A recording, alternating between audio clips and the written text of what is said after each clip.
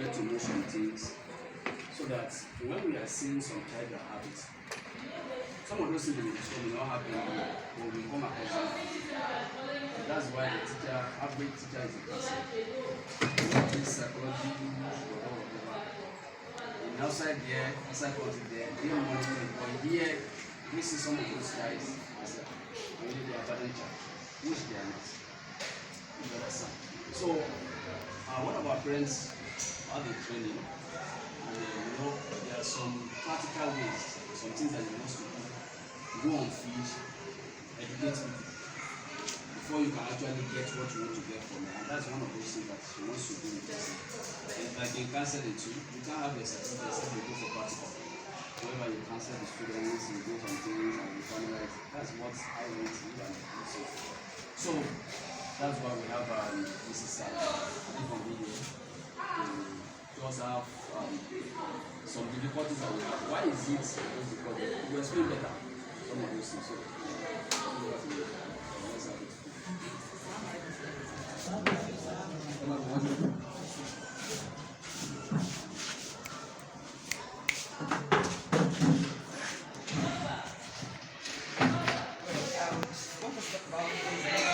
it's one of the things that we have in the IDEA, that's individuals with disability educational plan. So I want to talk about dyslexia as a specific learning disability. Dyslexia is a specific learning disability that is neurological in origin. It is characterized by difficulties with accurate and or fluent word recognition and by poor spelling and decoding abilities. These difficulties typically result from a deficit in the phonological components of language that is often unexpected in relation to other cognitive abilities and broken effective classroom instruction. Secondary consequences may include problems in reading comprehension and reduced reading experience, and can impede growth of vocabulary and background knowledge. That's the definition by the IDEA.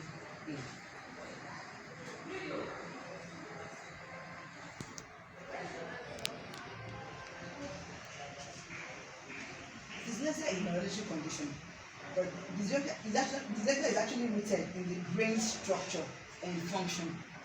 It is not related to intelligence or lack of effort, but is rather a neurological difference that affects the way the brain processes language, particularly in the context of reading.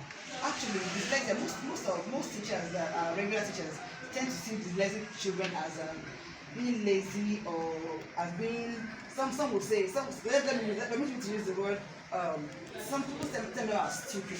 They are not stupid, they are rather intelligent. In fact, most of the times their intelligence is above average or average, and they have different they have strengths. Most times we people that study dyslexia tend to look at the strengths that these kids have rather than their weaknesses to like bring out their best potential in them.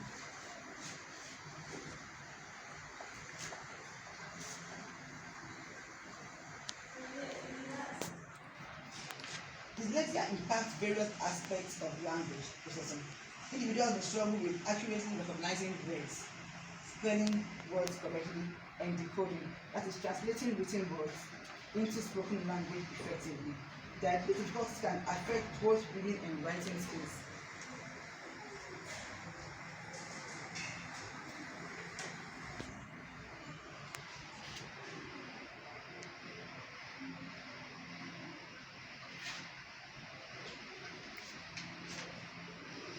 Dyslexia is not linked to intellectual capacity. Individuals with dyslexia, like I explained before, typically have average or above average intelligence levels. This emphasizes that their reading challenges are not indicative of their overall cognitive abilities.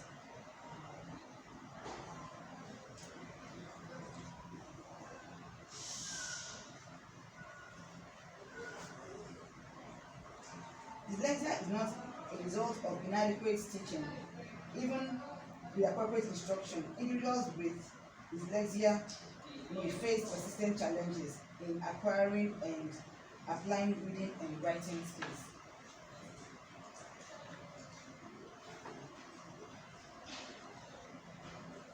Dyslexia affects multiple aspects of literacy. Difficulties may extend to decoding, that's breaking down and understanding words, comprehending what is read, and accurately spelling words, all of which contribute to challenges in reading and writing.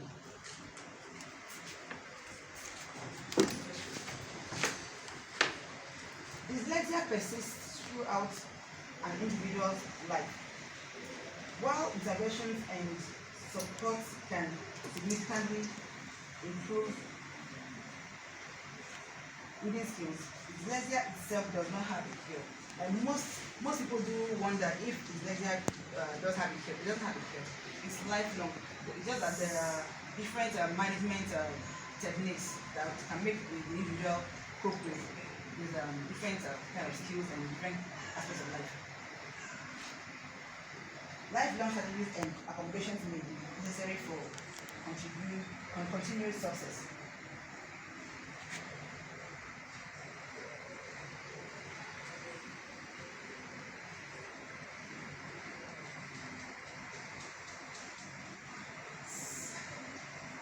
Despite its challenges, individuals with dyslexia can develop effective reading skills and strategies.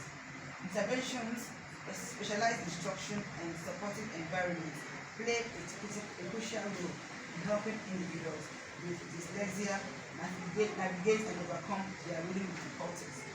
Like most teachers that have to teach dyslexic kids really need to have a comprehension of how their brain works.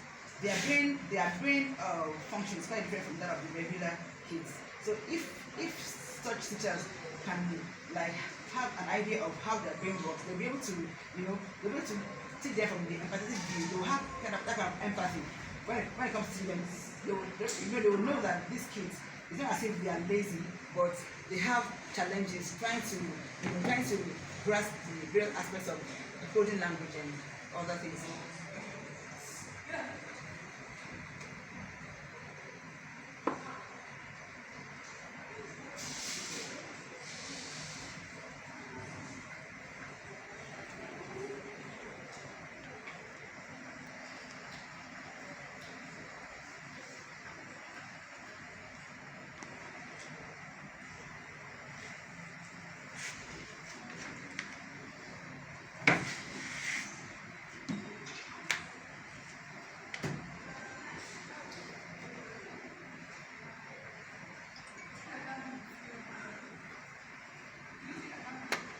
The common strengths that dyslexic kids do have is artistic skill, athletic ability, musical ability, mechanical activity, people skills. Most of them don't know how to manage people, 3D visual or spatial skills, vivid imagination, intuition. Then they're usually creative. They're usually very creative. When one tends to look at the potential that they have, one can harness it and make them come out better people.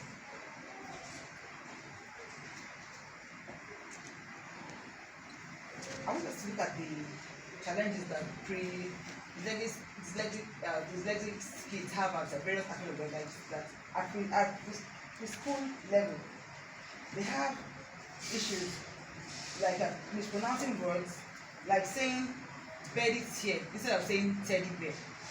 Instead of saying "teddy bear," they do mispronounce words, like saying instead of "teddy bear," they will put the "beddie" and say "beddie's here." Struggling to name familiar objects and using general words like "thing" and "stuff" instead. Having a hard time learning nursery rhymes or songs that rhyme. Having trouble remembering sequences, like singing the letters of the alphabet, telling stories that are hard to follow, or having trouble talking about an event in a logical order. Having difficulty remembering and following directions in multiple steps.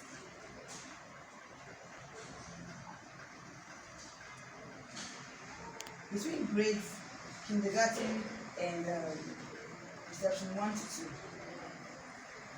They have trouble learning letter names and remembering the sounds they make. Sometimes they often confuse letters that look similar, like B, D, P, and Q. They usually confuse words that sound familiar, that sound similar, like F and B and P, or D and F. They do struggle to read familiar words like cat, especially if they aren't pictures. Most of the times, dyslexic kids they don't do so well with abstract. They do better with things that are visuals. that are visuals, like pictures, flashcards, videos, and the rest. They are not so good at cramming things. They use substitute words when reading aloud, like saying house when the story says home. They have trouble separating the individual sounds in words and blending sounds to make a word. They have trouble remembering how words are spelled and applying spelling rules in writing.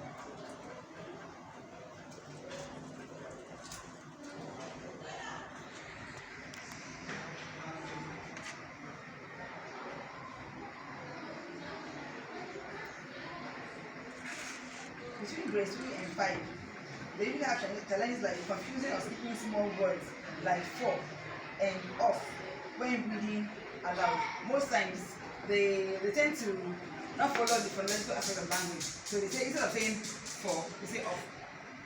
They have trouble sounding out new words. They have difficulty quickly recognizing common words, which is also called sight words. They struggle to explain what happened in the story.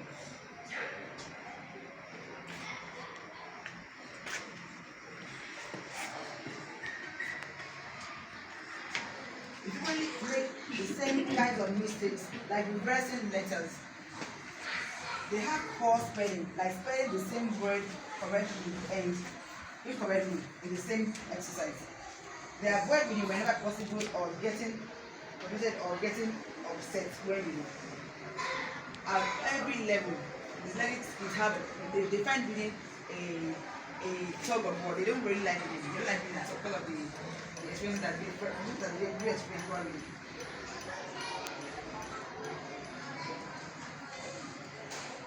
Among the teens, you see them reading slowly or leaving out small words and parts of longer words when reading aloud. They struggle to remember common abbreviations, including ones on social media. They often search for words or using substitutes like dates instead of things. They often not get the joke or having trouble understanding idioms and puns. They find it difficult to comprehend things that regular kids do comprehend easily. It takes a very long time. It takes a very long time to complete reading assignments and have an easier time answering questions about a page of text if it is read aloud. Most times they tend to do better with verbal communication rather than written communication.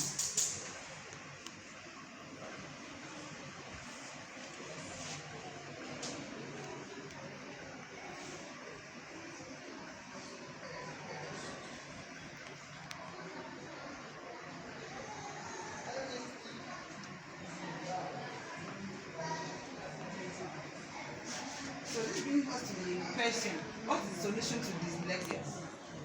The solution is simply through a structured, multisensory, explicit instructions. That's the solution. The solution to dyslexia is through structured, multisensory, explicit instructions. That's they do thrive well if one uses the structured literacy approach. That's teaching them how to learn from the beginning, from scratch. That's trying to teach them vowels and alphabets, blending the letters and the vowels, making them know separating vowels from consonants up to like two-letter words, then try inculcating fluency in reading those words, vocabulary and comprehensions.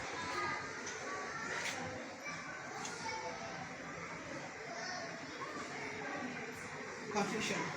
As we conclude, take a moment to reflect on how these insights can possibly impact your teaching.